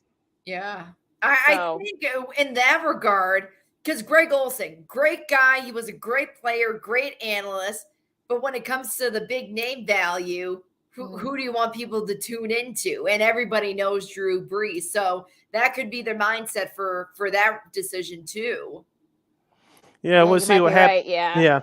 We'll see what happens with that. Sticking with the NFL announces that the Chargers Chiefs in week 2, of course, the NFL schedule will be released on May the 12th. But the NFL announces that the Chargers Chiefs in week 2 will open up the Amazon Thursday Night Football package. Of course, Al Michaels and Kurt Herbstreit will be your announcing crew. But the crew will include Tony Gonzalez will contribute to the coverage. Interesting. Well, the Chiefs, the Chiefs Chargers game, putting that game on your streaming platform, NFL, probably not the smartest idea, especially since unless you live in Los Angeles or Kansas City, you're not going to get it locally. So you're basically, screwed if you're outside of those cities. So like your marquee game, I mean, like really, I know you want to give Amazon something like right off the bat, but this game, I don't know. At least I'll get it out here in South Dakota. Yeah, well, you're lucky. You're lucky. Well, yeah, and it looks like Kaylee Harton might be, I guess, the leader to perhaps maybe do sideline reporting, because I haven't named a sideline reporter yet for that game. So she could be, going back to that. So after doing it for many years on ESPN. So we'll see. Yep, we'll see. Going to let's do that hockey, Lakeena. Let's do that hockey. Of course, I know the regular season ends tonight.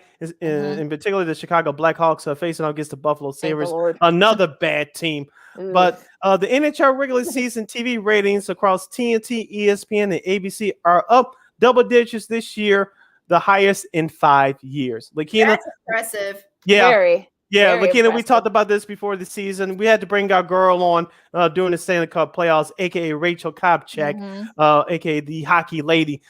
We said this before, Lakeena. They were on the networks of NBC over the last decade or so, but some of the games were on USA and CNBC during the playoffs. NBC Sports Network. Right, which is now debunked. And it didn't help matters. And you split your coverage with the Stanley Cup final between NBC and that now defunct NBCSN, which was not smart. I got why they did it, but we said this when the season started. ESPN, TNT, people had those channels on their basic cable services. It's very easy to find, and I think their ratings are going to be up because you got some very good teams in the Stanley Cup playoffs this year. I think there's no reason why they wouldn't be up. I think. Especially with a solid regular season, their coverage. I've seen the coverages of both the Turner networks and ESPN networks. You've got guys and gals that are really good at what they do. Yeah. So, and I think this will definitely get the momentum that they need going into the playoffs, because you got a lot of great teams. You got a lot of original 6 teams going. You've got Tampa going for 3 in a row, or trying to go for 3 in a row. So the stories are there. And we'll see if Florida can, finally get over that hump. And Colorado, I like the New York Rangers as my early favorite to hoist that cup. Yes, I know they're your favorites. I know Mark Messier, that'll make him happy, because it's been it's been almost 30 years since they've won. So I know that'll make Mark Messier very happy on that front. But I think the Avalanche, we'll see if they can do it in the playoffs. The Flames, Edmonton kind of leading the charge for the Canadian team. Can Toronto finally get past the first round? Austin Matthews scored his 60th goal earlier this week. You think he wins the MVP? Probably. Yeah, I think so too. But again, like I said, we'll see if the Maple Leafs can do it in the playoffs. They're kind of those players sort of trying to lead the charge for. Cause I think it's been about 30 years since Canada has won the title, or just about give or take. So look, the storylines are there. So I expect the playoffs for the NHL to be really really solid for across the networks. Yep, Christine, do you like the Stanley Cup playoffs? We know the Blackhawks are not in it, but take your Blackhawks fandom out of it. Do you like the Stanley Cup playoffs? Do you enjoy watching it? I enjoy watching it for sure. I like to, obviously the championship round, just so they can hoist up that big cup, pass it around. I think that's really the only sport, maybe besides football, that just lets you do whatever you want with the trophy. Once you get it, you can drink out of it, you can eat out of it. I mean, imagine how much cleaning that thing has gone through. A bunch. Well, if only that game could talk, it would need its own series on either Hulu or Netflix or Apple. So that they could talk, the stories that could tell. Yeah, boy. It has its own Twitter account, so I'm sure. There you go. I'm sure it'll write a book one day. I'm sure, especially when the Hawks had it for those 3 championships. But let's see. There was one more thing I wanted to. Mark Emmert, the NCAA president, has announced that he is retiring after next season, sports season for the NCAA at the end of June. Thank goodness, because there seems to be a lot of stuff going to be happening. You got the NILs. You're going to have another rule that's going to be coming into play where unlimited scholarships and such. So things are about to get a little bit haywire in college sports, I feel like, with him leaving especially. Yeah. Who's going to be the next leader of this corrupt organization? Well, people have been lobbying for Jay Billis. I know Billis, if you ask him, I'm sure off the record, he'll say he'll want the job. But again, they're going to have to do a lot of changes. But again, we'll see. But I'm sure there's going to be a lot of names being floated. I know Greg Sankey, his name's being brought up, but he said, "Nah, I'm good. I'm running the SEC, so I'm good there." There were a couple of ADs. I think a lot of say they're not interested either. So we just see who they get. Yeah, it's going to be interesting to see who they get. As I said before, the NCAA has been a corrupt organization for longer than we've all been alive combined. And so the advantages now go to these students, I should say. They're really players. They're athletes versus students second. Yeah. But we'll see what happens. We'll see what happens. The change is already here. So we'll see how it is going to be, quote unquote, monetized. Oh yeah, we'll see what happens with that. That's the next step. Monetize everything. That's the only. Because everybody on these teams are not going to get paid. Let's be honest here. You're not going to pay a fourth string offensive lineman $1 million. He's not going to get that a sponsor from a car dealership. That's just not going to happen. That's going to the star wide receiver and the quarterback. Well, look at Isaiah Wong from Miami. He's in the transfer portal, but he's not going to transfer unless we'll see if his NIL compensation it doesn't increase. So he's not going. There you go. Look, they're using that. Look, that's the thing that they're using. He actually has an agent now too. So. I know some people like the purity and they're going for education, whatever. No, that's BS. They're thank you. They should all purity be my paid. foot. Purity, please. Yeah. All right. Anything else that has caught your attention, or are we looking forward to this weekend before we disperse? The White Sox game with the Angels. Oh yeah, I think for all White Sox fans, I know they're going to be looking at this series very carefully because they really need to at least split the series. You have 4, so. Yeah, because you got another one on Monday, so. Yeah, we can't have what happened with Detroit again. Not Detroit, the Twins. Yeah. Just win 2. I guess that's all you can ask for, right? Yeah. Especially and you got 2 at Wrigley Field coming up next week, starting on Tuesday. Yep. I know Christine's looking forward to that one. Oh yeah, for sure. Early. Look, I guess for the condensed season, I guess you gotta do the Windy City series early. So we're gonna do it next week. So it should be a lot of fun. With that said, you can follow me at Keena McGee on the Twitter, as it says so right there at the bottom, and at Keena_McGee on the IG. You can follow yours truly, Sydney Brown, on the Twitter and the IG at CK80, right there on the bottom of your screen. Once again, that's CK80. That's SIDKID80. SIDKID80. Christine, where can the lovely people follow you? They can follow me at Manika _ KXRB on the screen there. There we go. Nice. Look, enjoy the. Well, I know the weather's going to be very wet in some parts, and also too very cold still in some areas. We're almost in May, but even still, though, enjoy the sport. You got the NBA playoffs still. You got great matchups in the MLB. So you still, and of course, the draft's going to be finishing up in NFL. So still a lot of sports this weekend. So should be a lot of fun for Sid and Christine. Lakeena, if you're not going to get vaccinated, wash your hands still, but be good to each other. This is Second City Sports on Sports Zone Chicago, and we'll see you next week. Make sure you catch Second City Sports every Monday, every Friday, right here on Sports Zone Chicago from noon to 2 p.m. Central Standard Time. Till Monday next week, enjoy the rest of April. We'll kick off the month of May on Monday. Till then, go Sox. Holla!